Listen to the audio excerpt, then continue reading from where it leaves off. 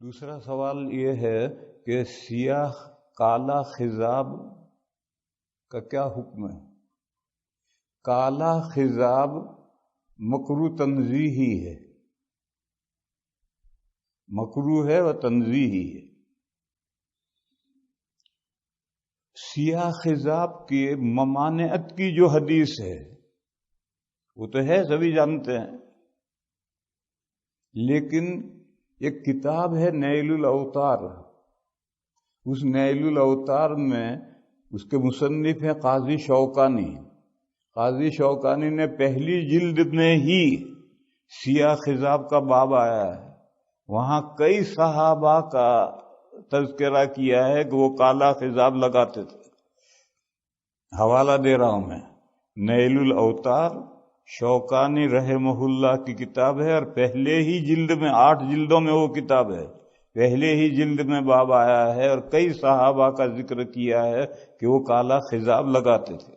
تو ایک طرف حدیث ہے، ایک طرف صحابہ کا عمل ہے۔ اب سنو، اگر 2 حدیثوں میں تعارض ہو جائے تو حکم ہلکا پڑ جاتا ہے۔ ایسے ہی حدیث اور فعل صحابی میں تعارض ہو جائے تو بھی حکم ہلکا پڑ جاتا ہے۔ اس کی میں مثال دوں، حدیث شریف میں فرمایا آگ میں مت جلاؤ دشمن کو۔ لڑائی میں دشمن سے بڑا غصہ ہے تو دشمن کو زندہ آگ میں جلا دیا، تو حدیث میں مانت ہے مت جلاؤ۔ اور حضرت علی کرم اللہ تعالی وجہہ جب خلیفہ تھے تو کچھ لوگ حضرت علی کو خدا ماننے لگے، وہ پکڑ کر سب لائے گئے۔ حضرت علی نے بہت سمجھایا کہ میں خدا نہیں ہوں، میں تو خدا کا معمولی بندہ ہوں، مگر نہیں مانا کہ آپ ہی خدا۔ تو حضرت علی کے حکم سے وہ سب آگ میں زندہ جلا دیے گئے۔ یہ واقعہ کوفہ میں پیش آیا ہے، اس کی خبر بصرے میں پہنچی حضرت ابن عباس رضی اللہ تعالی عنہما کو، جو وہاں قاضی تھے، حضرت علی کی طرف سے وہاں قاضی تھے۔ تو حضرت ابن عباس نے تبصرہ کیا کہ اگر یہ مقدمہ میری کورٹ میں آتا تو میں ان کو قتل کرتا، آگ میں نہ جلاتا۔ حضور نے آگ میں جلانے سے منع کیا ہے، اس لیے میں آگ میں نہ جلاتا، ان کو قتل کرتا، کیونکہ حضور نے فرمایا کہ من بدل دینہ فاقتلوہ، جو مرتد ہو جائے اسے قتل کرو، تو میں قتل کرتا، آگ میں نہ جلاتا۔ یہ ابن عباس کا تبصرہ جب حضرت علی کو کوفے میں پہنچا تو حضرت علی نے فرمایا صدق ابن عباس، ابن عباس نے صحیح کہا۔ گویا حضرت علی بھی جانتے ہیں کہ حضور نے آگ میں جلانے سے منع کیا ہے، پھر حضرت علی نے جلایا تو اب مسئلہ ہلکا پڑ گیا۔ اگر صحابی کا یہ فعل نہ ہوتا تو آگ میں جلانا حرام ہوتا، لیکن یہ حرام تو جو حکم قرآن میں ہوتا ہے اس کے لیے حرام لفظ استعمال کرتے ہیں، اور حدیثوں میں جو لفظ ہوتا ہے اس کے لیے مکروہ تحریمی استعمال کرتے ہیں، اور حرام اور مکروہ تحریمی عمل کے اعتبار سے برابر ہے۔ یہ بیچ میں مسئلہ سمجھو، فرض اور واجب، جو حکم قرآن میں ہے وہ تو فرض ہے، اور جو حدیث میں حکم ہے وہ واجب ہے، لیکن فرض اور واجب عمل کے اعتبار سے ایکول ہے۔ جیسا فرض پر عمل ضروری، واجب پر بھی عمل ضروری ہے۔ ہم 5 نمازیں فرض ہیں کہ ان کا ذکر قرآن میں ہے، وطروں کا ذکر قرآن میں نہیں حدیثوں میں ہے، لہذا وطر واجب ہے، 5 نمازیں فرض ہیں، لیکن پڑھنا جیسے 5 نمازیں پڑھنا ضروری ہے، وطر پڑھنا بھی ضروری ہے۔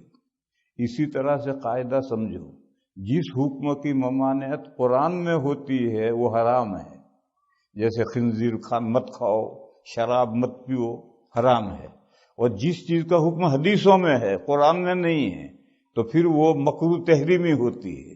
لیکن بچنے کے اعتبار سے حرام اور مکروہ تحریمی دونوں سے بچنا ہے۔ بعض لوگوں کے ذہن میں خواہ فرق ہے، بھائی چلو مکروہ ہے کرو، ارے مکروہ تحریمی اور حرام تو ایک درجے کے احکام ہیں، یہ تو درجہ بندی ہے کہ قرآن میں حکم ہے تو حرام لفظ فقہا استعمال کرتے ہیں، حدیث میں ہو تو مکروہ تحریمی کہتے ہیں۔ بہرحال اگر حضرت علی کا عمل نہ ہوتا تو آگ میں جلانا مکروہ تحریمی ہوتا، یعنی حرام ہوتا، لیکن جب حضرت علی کا عمل آیا حدیث کے ساتھ، حدیث جانتے ہوئے، حضرت علی حدیث جانتے تھے پھر یہ عمل کیا، تو اب حکم ہلکا پڑ گیا۔ اب مکروہ آگ میں جلانا مکروہ تنزیہی ہے، خلاف اولا ہے، اب حکم ہلکا پڑ گیا۔ یہ قاعدہ ہے کہ دو حدیثوں میں تعارض ہو جائے تو حکم ہلکا پڑ جائے گا۔ حدیث اور فعل صحابی میں، قول صحابی نہیں ہوگا، فعل صحابی میں تعارض ہو جائے تو حکم ہلکا پڑ جائے گا۔ تو حدیث میں کالے خضاب کی ممانعت آئی ہے، اور شوکانی نے کئی صحابہ کا عمل لکھا ہے کہ وہ خضاب کالا کرتے تھے، لہذا اب حکم ہلکا پڑ گیا۔ مکروہ یعنی مکروہ تنزیہی کے درجے میں آ گیا، مکروہ تحریمی سے نیچے آیا۔ مگر مفتیان کرام مکروہ تحریمی کہتے ہیں، اب تک وہ مکروہ تحریمی ہی کہتے ہیں، لیکن میں دوسری بات کہہ رہا ہوں کہ مکروہ تحریمی سے حکم نیچے آیا۔ جیسے آگ میں جلانا کسی بھی مخلوق کو آگ میں جلانا خلاف اولا ہے، مکروہ تنزیہی ہے، اسی طرح سے یہ بھی مکروہ تنزیہی ہے، اس لیے کہ صحابہ کا عمل اس کے مقابل اس کے خلاف ہے۔ وہ میں نے کہا کہ مفتیان کرام یہ کہتے ہیں کہ مکروہ تحریمی ہے، پھر وہ اس میں ایکسیپشن نکالتے ہیں کہ بیوی جوان ہو، خود بوڑھا ہے اور بیوی جوان ہے، یا جہاد میں جا رہا ہے، تو ان دو صورتوں میں کالے خضاب کی گنجائش ہے۔ یہ اس مکروہ تحریمی میں سے ایکسیپشن نکالا کہ ان دو صورتوں میں، لیکن ان دونوں صورتوں کا مصداق کیا ہے میں بتاؤں۔ دہلی میں میرے ایک دوست تھے حکیم مصباح الدین، ربانی کتب خانہ ان کا تھا، اور میں بھی بک پبلیشر ہوں، بک سیلر بھی ہوں، پبلیشر بھی ہوں، اور بہت بڑا میرا کاروبار ہے اللہ کے فضل سے۔ تو اب تو بچوں نے کاروبار سنبھال لیا، لیکن پہلے میں خود دہلی جاتا تھا، کتابیں چھپواتا تھا، لاتا تھا، بیچتا تھا، سب کام خود کرتا تھا۔ تو دہلی میں حکیم مصباح الدین صاحب ایک مسجد کے امام تھے اور مسجد کے مکان میں رہتے تھے، میں ان کے پاس جا کر ٹھہرتا تھا، اور دہلی کی پوری مارکیٹ انہوں نے مجھے سمجھائی، کہاں سے کاغذ خریدنا ہے، کس طرح خریدنا ہے، پریس کہاں ہے، تو میرے ان سے تعلقات تھے۔ میں ہمیشہ ان کے پاس جا کر ٹھہرتا تھا، مجھے کبھی شبہ بھی نہیں ہوا کہ ان کا کوئی سرکہ یا داڑھی کا بال سفید ہوا ہے، نہیں ہوا، بالکل جوان۔ زندگی آخر میں اٹیک ہو گیا، اب نہیں ہے دنیا میں، چلے گئے، اللہ ان کے درجات بلند کرے، مغفرت فرمائے۔ اٹیک آ گیا، ہاسپٹل میں داخل ہوئے، مجھے دیوبند معلوم ہوا تو میں عیادت کو گیا، تو سفید بال نکل آئے، نیچے سے سفید، ہاسپٹل میں ہے، بال سفید نکل آئے۔ تو میں مذاق کرتا تھا پہلے بھی، میں نے ان سے کہا حکیم صاحب خضاب کیوں چھوڑ دیا؟ تو کہنے لگے بیوی کو پتہ چل گیا۔ گویا زندگی بھر کبھی انہوں نے بیوی کو محسوس نہیں ہونے دیا کہ ان کا کوئی بال سفید ہوا۔ یہ ہے مثال، اور بیوی کے سامنے برش لے کر گھس رہا ہے، تو بیوی نہیں جانتی کیا صورتحال ہے؟ ارے بیوی کو پتہ نہ چلے، اس طرح سے لگا تو ہے اس مسئلے پر عمل، اور بیوی کو پتہ ہے کہ بڈھا ہو گیا، اور بیوی کے پاس تو جوان ہے یا بڈھا ہے اس کے جاننے کے لیے ایک دوسرا تھرمامیٹر ہے، اس سے وہ فیصلہ کر لیتی ہے کہ جوان ہے یا بڈھا ہے۔ یہ خان صاحب قبل از وقت ریٹائرمنٹ مانگ رہے تھے، کوئی خان صاحب ہو تو ناراض مت ہوئی ہو، قبل از وقت ریٹائرمنٹ مانگ رہے تھے، باس نہیں دے رہا تھا۔ ایک دن انہوں نے سینہ کھول کر دکھایا تو سارا سفید ہو گیا تھا، اس کو رحم آ گیا اور اس نے ریٹائرمنٹ دے دیا۔ خوش گھر آئے، بیوی سے کہا ریٹائرمنٹ مل گیا، اب بیٹھے بیٹھے کھائیں گے۔ تو بیوی نے پوچھا کیا ہوا؟ کہنے لگے میں نے سینہ کھول کر دکھایا تو اس کو رحم آ گیا اور اس نے ریٹائرمنٹ دے دیا۔ تو بیوی نے کہا ذرا اور نیچے کھول کر دکھا دیتے تو ڈیزیبلٹی کا وظیفہ بھی مل جاتا۔ لا الہ استغفر اللہ۔ دوسرا واقعہ سنو،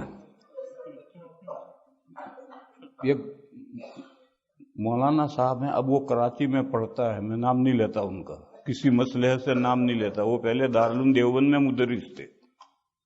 ان کے پاس ایک مہمان آیا، وہ لے کر میرے پاس آئے، وہ روس کے ساتھ جب افغانستان کی جنگ چل رہی تھی اس وقت کا مجاہد تھا، جہاد کرتا تھا روس کے خلاف۔ وہ لے کر میرے پاس آئے، بیٹھے چائے وائے پلائی، ناشتہ کروایا، ادھر ادھر کر، نہایت اعلیٰ درجے کا جاہل، ایسا جاہل تو میں نے دیکھا ہی نہیں کہیں۔ کہنے لگا حضرت علی افغانستان میں جہاد کے لیے آئے ہیں۔ لے حضرت علی کہاں آئے ہیں؟ اور کہا ایک کافر کو انہوں نے مارا تو اس کی جو پنڈلی کی ہڈی ہے ایک ندی کے اوپر رکھی ہے، پل ہے، اور اب تک ہم چل رہے ہیں اس پر۔ ایسا جاہل اور جوان، نوجوان، چہرہ ٹماٹر جیسا۔ میں نے اس سے پوچھا آپ کی کیا عمر ہے؟ میں یہ سمجھتا تھا کہ یہ 30-35 سال کا جوان ہے، تو اس نے کہا میری عمر 75۔ تب میری سمجھ میں وہ فقہ کا مسئلہ آیا کہ مجاہد کو جو کالا خضاب لگانے کی اجازت ہے وہ یہ مجاہد ہے۔ اور چہرہ، گال ڈھل گئے ہیں، چہرے پر جھریاں پڑ گئی ہیں، اور اب کالا خضاب لگا کر کے دشمن کے سامنے جائے گا، دشمن نہیں سمجھتے بڈھا ہے، چہرہ بھی ایسا چاہیے جسے کالا خضاب کرے۔ پھر سنو، ہر خضاب زینت ہے، میں نے ایک خضاب کر رکھا، یہ زینت نہیں، اور کالے خضاب میں زینت کے علاوہ دھوکہ ہے، تو دھوکہ کرنے کی کیا ضرورت ہے؟ آپ زینت چاہیے آپ کو خوب۔ دوسرا سوال